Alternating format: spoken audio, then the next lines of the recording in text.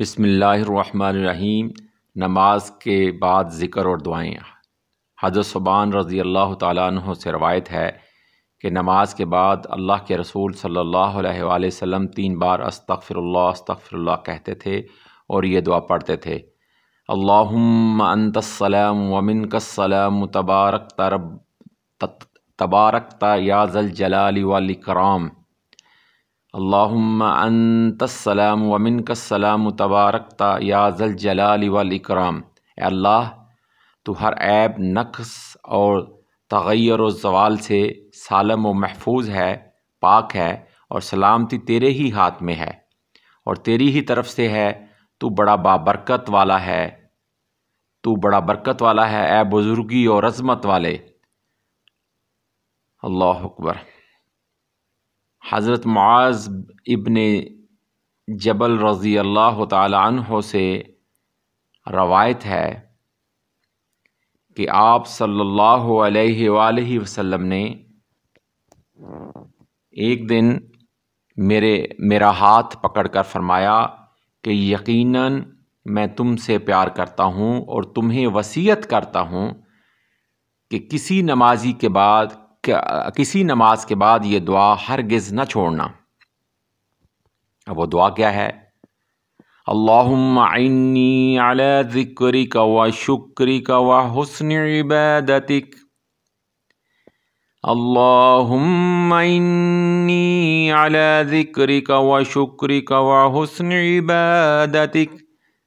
اللہم اعنی علی ذکرک و شکرک و حسن عبادتک۔ یہ اسی ترتیب کے ساتھ یہ پڑھا کریں۔ ترجمہ: اے اللہ، مجھے اپنا ذکر، شکر اور بہت اچھی عبادت کی توفیق عطا فرما۔ مغیرہ بن شعبہ رضی اللہ تعالیٰ عنہ سے روایت ہے کہ آپ صلی اللہ علیہ وآلہ وسلم ہر نماز کے بعد یہ دعا پڑھا کرتے تھے: لا الہ الا اللہ وحدہ لا شریک لہ، لہ الملک ولہ الحمد وہو علی کل شیء قدیر۔ اللہم لا مانع لما اعطیت ولا معطی لما منعت ولا ينفع ذا الجد منک الجد۔ لا الہ الا اللہ وحدہ لا شریک لہ، لہ الملک ولہ الحمد وہو علی کل شیء قدیر۔ اللہم لا مانع لما اعطیت ولا معطی لما منعت ولا ينفع ذا الجد منک الجد۔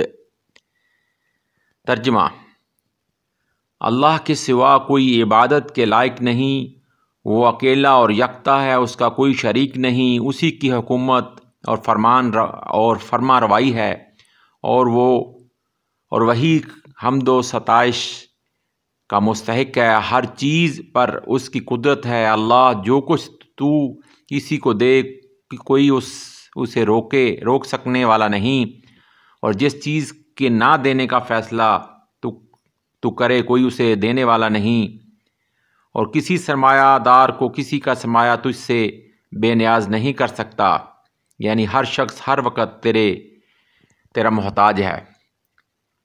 حضرت ابو امامہ رضی اللہ تعالیٰ عنہ کہتے ہیں کہ آپ صلی اللہ علیہ وآلہ وسلم نے ارشاد فرمایا کہ جس شخص نے ہر نماز کے بعد آیت الکرسی پڑھی تو اس کے اور جنت کے داخلہ میں تو صرف اس کی موت حائل ہے کہ مرتے ہی جنت میں داخل ہو جائے گا۔ سبحان اللہ و بحمدہ، سبحان اللہ العظیم۔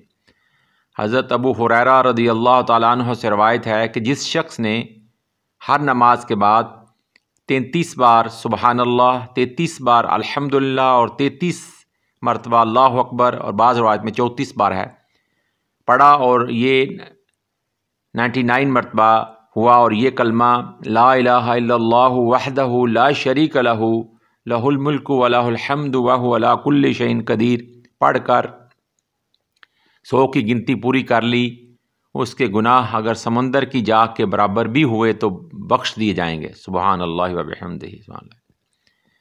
حضرت سعد بن ابی وقاص رضی اللہ تعالیٰ عنہ کہتے ہیں کہ رسول اللہ صلی اللہ علیہ وآلہ وسلم ہر نماز کے بعد ان کلمات سے پناہ مانگتے تھے: اللہم انی اعوذ بک من البخل واعوذ بک من الجبن واعوذ بک من ان ارد الى ارذل الامور واعوذ بک من فتنة الدنیا واعوذ بک من عذاب القبر اللہم انی اعوذ بک من البخل واعوذ بک من الجبن واعوذ بک من ان ارد الى ارذل الامور واعوذ بک من فتنة الدنیا واعوذ بک من عذاب القبر۔